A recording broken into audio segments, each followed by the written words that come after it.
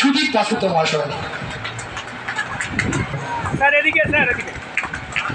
নীলাশাকে অনুরোধ করছি ওনাকে বরণকে নেওয়ার জন্য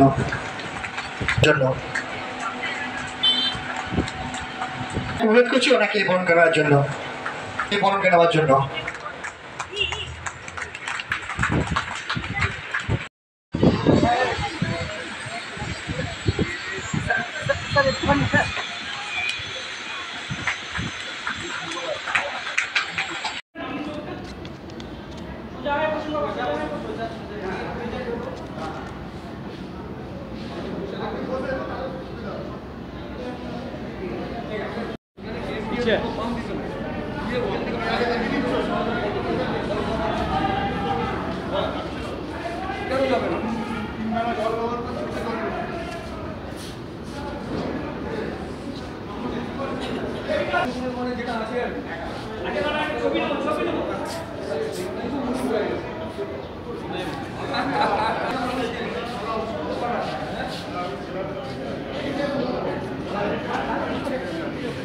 দাদা আজকে পুলিশের এই উদ্যোগ চোখে দেখছেন?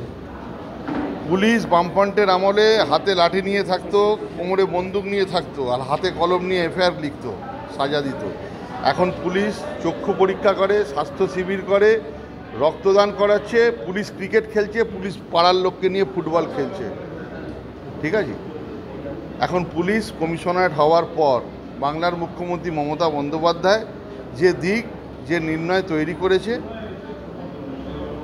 এটা অবিচল, এটা কেউ দেখতে পাবে না।